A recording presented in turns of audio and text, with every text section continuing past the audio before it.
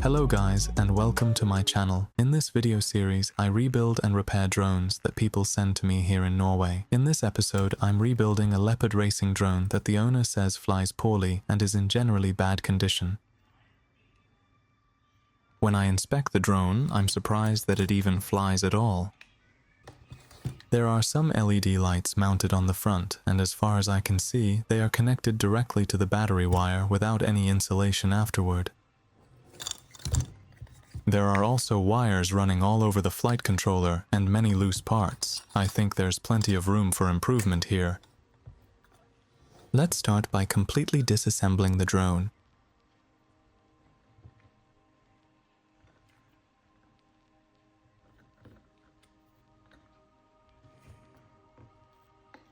The drone comes with a large Matek S bus receiver, which is overkill, but the only radio the owner has is an old FlySky FSI-6, so we'll have to keep using that.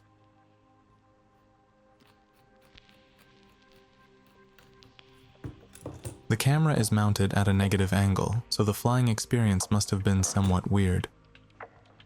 In case I didn't mention it, this is an analog drone with a Cadex micro camera. It's mounted on a rubber mount, which sits between the two gold-plated plates on the GEPRC frame. The mount is also a bit damaged, but I think I have a similar one lying around that I can replace it with.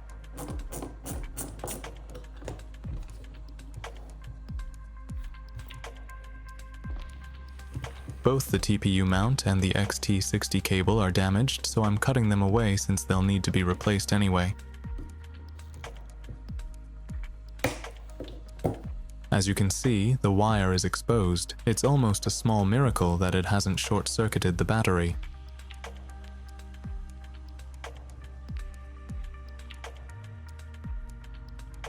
The flight controller is an older Joshua Bardwell RDQF4V1. I think Mr. FPV Know-It-All would have freaked out if he saw the soldering on this one.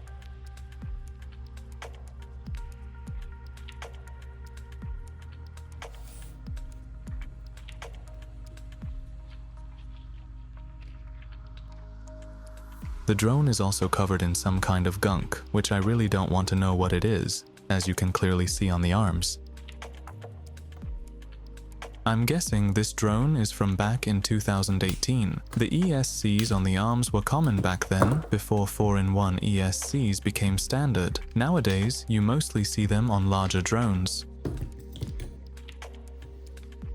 The motors are also an older type that used a C-clip to hold the shaft in place. Here you can see that it has popped off, which was quite common with these. A new one will need to be installed before reassembly. Since the soldering is sketchy all over, I've decided to resolder all the ESCs as well. Now let's see if we can clean up this flight controller a bit.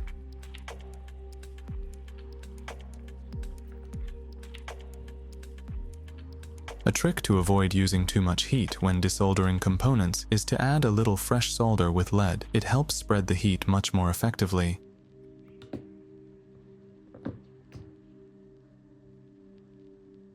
I have to say, this is possibly the dirtiest flight controller I've ever seen. It's going to feel great to get all this dirt off.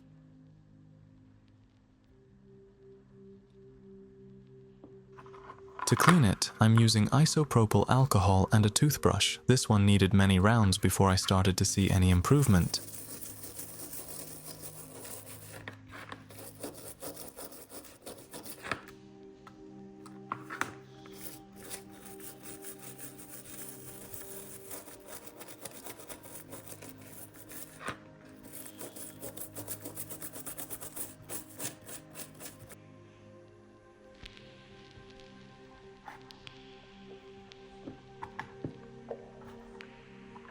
Finally, after cleaning, I'm using a solder wick to remove the old solder. I think it turned out pretty good. I can almost call it new.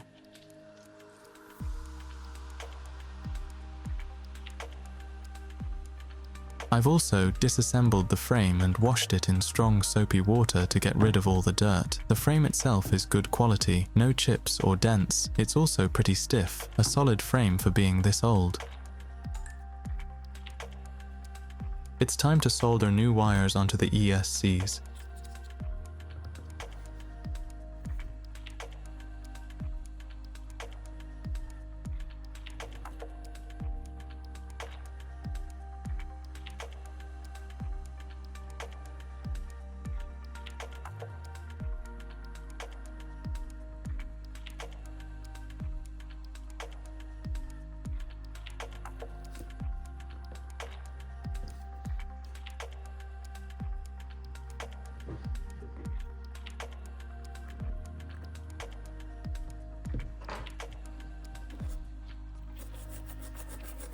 the ESCs also look new and clean after some cleaning and new wires. The red board is actually a heat shrink, and each ESC can handle 45 amps.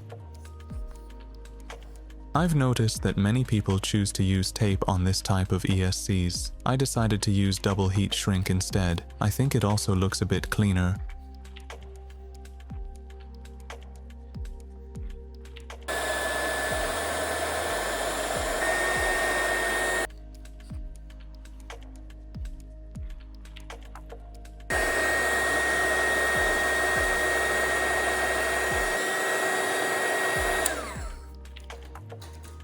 One ESC is done, and now I have just 3 left, but you won't have to watch that. Let's move on to the motors. There were very few ready-made TPU parts available online for this frame, so I had to design my own arm guards.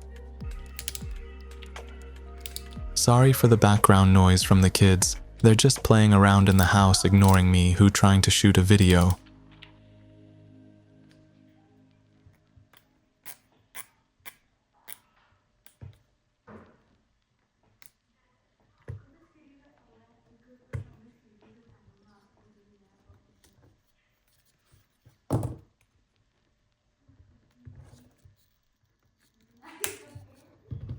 Things are starting to take shape. Let's solder a new capacitor onto the flight controller and add new XT60 wires.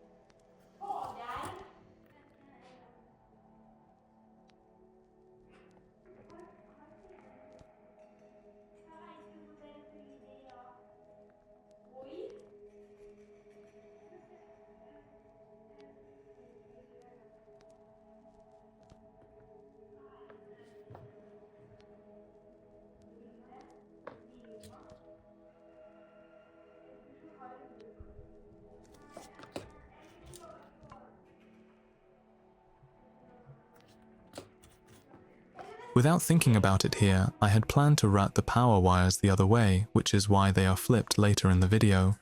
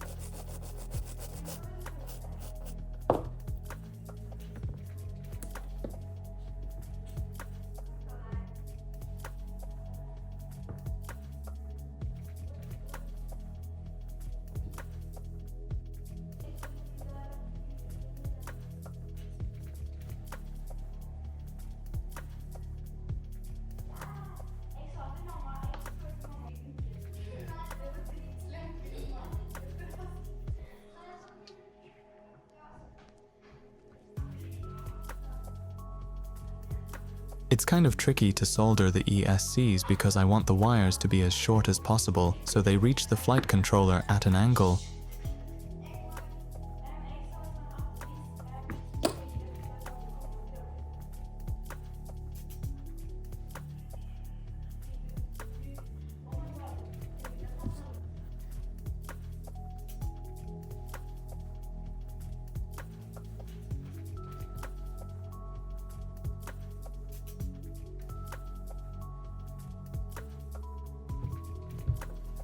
Since the old XT60 connector TPU part was damaged, I had to design a new one as well. I use Fusion 360 to design these parts. The program has a pretty steep learning curve, but it's really useful to know when you constantly need custom designed parts.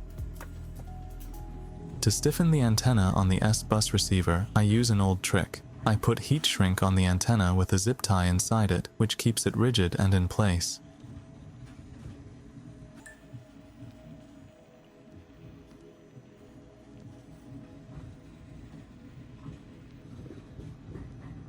The TPU part for the antenna is also designed to hold the receiver. To make sure it stays securely in place, I glue it using E6000 adhesive. It's a great glue that anyone building drones should have a tube of. I'll leave a link to this and other products I use in the description.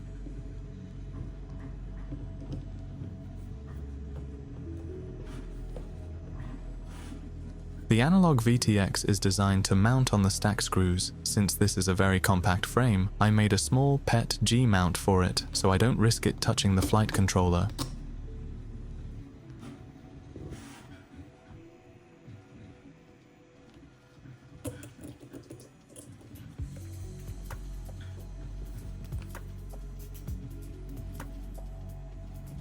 Now it's really starting to come together. The only thing left is the camera, and then I can put the frame back together. I also update Betaflight to the latest version on every drone I work on, and I PID tune them as well, but I'm not showing that in this video. Let me know if you'd like that to be included in a video. Notice the gold-plated screws, specially ordered for this rebuild. I always like to keep a consistent style on my drones. A little bit of OCD maybe.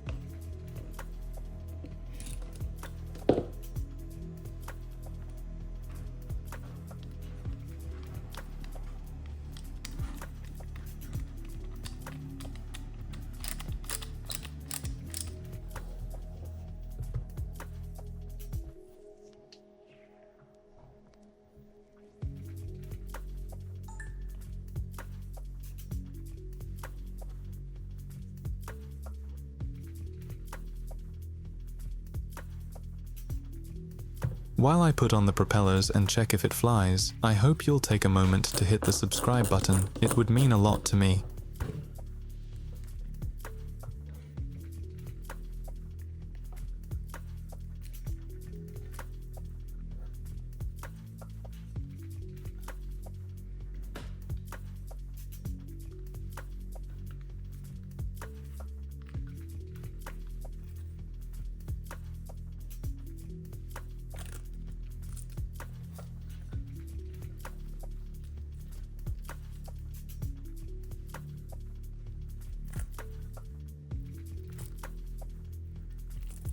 This ESC startup sound was already on the drone when I received it. Does anyone recognize which melody it is? Let me know in the comments below.